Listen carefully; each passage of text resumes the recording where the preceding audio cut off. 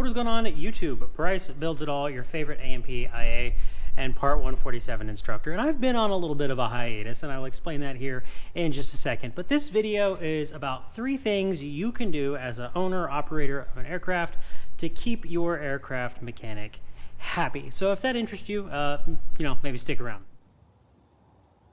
Okay, before I launch too far into it, and I promise I'll make this quick, I have taken over as the program coordinator / director for the Part 147 school that I teach at, and with that has come quite a lot of additional job duties and responsibilities that I am now having to take care of, and it means that I'm struggling to find time during the weeks to film videos. But my schedule was due, a bunch of different things were due, and I've gotten those things turned in.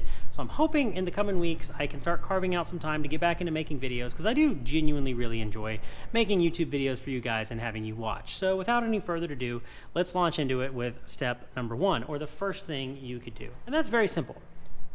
When you drop your aircraft off for an annual inspection or for a 100-hour or for whatever it is you might be needing, make sure that it is clean. And what I mean by that is when you read FAR Part 43 Appendix D, or if you're one of those people, 14 CFR Part 43 Appendix D, the very first thing on the list or on the checklist of the minimum requirements is to clean the aircraft. So if you drop off a filthy and disgusting airplane to me, the first thing that I have to do to it by regulation is clean it. And I don't personally want to spend 3 or 4 hours cleaning your airplane because the belly is covered in grease and oil, or the cowling is full of grease and oil, or whatever it may be. Now, I understand that as a mechanic, once I get the cowling off, I'm going to have to clean underneath the cowling. I'm going to have to clean underneath those panels and things that you just can't get to. That does not bother me. That does not frustrate me. What does frustrates me, or I should say what can be annoying, is when somebody drops off an airplane that is very, very dirty and very, very disgusting, and I now have to take 2 or 3 hours and clean the entire aircraft, and then I'm cleaning it as I go along because I want to return the aircraft to the owner in better shape than when they gave it to me. So, first thing you can do, make sure when you drop off your annual or your aircraft for an annual that it is clean. The second thing you can do, and now we're on the move, is to be very, very familiar with, wow, you can't see me, is to be very, very familiar with your aircraft's records, i.e. what has been done, what has not been done, what needs to be done, and so on and so forth, and maintain and keep clean and organized maintenance records. I have worked on several aircraft in the past where the owner will drop off a file, if you will, a briefcase that just has mounds of paperwork in there. And one of the things that I do as an IA when I do an annual inspection and find a binder like that, and I realize this is not my responsibility, but it is one of the things I do, is I'll start organizing everything, 8130s, parts tags and all that in one folder, an AD list in another folder, the logbooks separate. I keep all the STCs and everything put together and separate. I keep all the 337s and major repair alteration forms together and separated, and I try to file everything out in a way that makes sense and in a way that is smooth. There is a great company. They do not sponsor my channel. I've never even thought about having them reach out, if I'm honest, but there's a company called AD Log,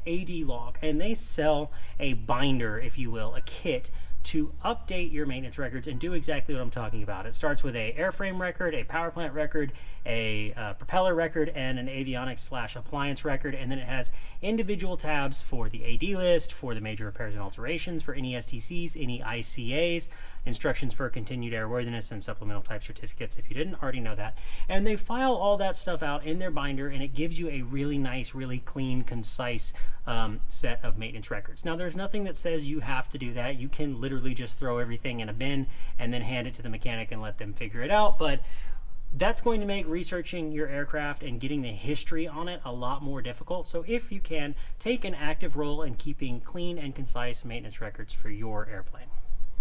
The third and final thing that I would recommend you do is if you are planning or you are wanting to do an owner assist annual on your aircraft, i.e. meaning you want to help the mechanic work on the airplane and do the annual because you want to get in there a little bit better. And this is something I do, and it's something I offer to all my clients, albeit not all of them do it. However, if you are going to do that, I would recommend 2 major things. 2 major things.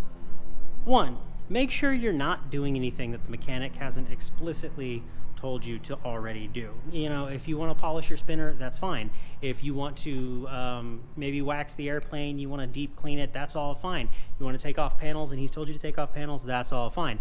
But if in the middle of the inspection you start pulling off, I don't know, an assist step or a flap, and I'm like, what are you doing, guy? And you're like, oh, I'm gonna get this re-chromed, or I'm gonna get this repaired, and I had no idea that you were intending to do that, and I'm finding out about it as you're taking it off, that can be a little, buddy, don't do that.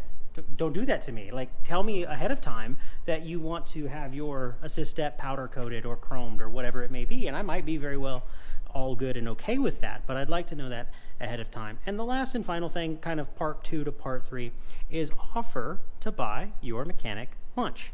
Now, I'm going to tell you no, because if you are doing an owner assist annual with me and I'm doing the annual inspection, I offer to buy the client lunch. I always offer to buy the client lunch. If they're in the hangar and they're helping, I say, hey, can I take you to lunch? Where do you want to go? And I treat the client to lunch while we're working on the aircraft. But not all mechanics might do that, and it's just kind of a nice courtesy to offer to take your mechanic to lunch. I've had plenty of clients offer to take me to lunch. They've been paid for it in the past, but I like to offer to pay for lunch since I'm charging you so much money to do the annual inspection anyways. So there you go, everybody. That is going to do it all for this video. Just some things I wanted to address, trying to ease back into making videos again. As like I said, I have been taking a hiatus, but if you found it enjoyable, make sure you leave us a like, leave us a comment, subscribe, all of that good stuff. Gentle reminder, we do have brand new merch down below, coffee cups, some shirts, some other stuff. So if you're interested in that, pick yourself up something from the store. It helps me out, helps me continue to make these videos, all that good stuff. And as always, go build something and be easy.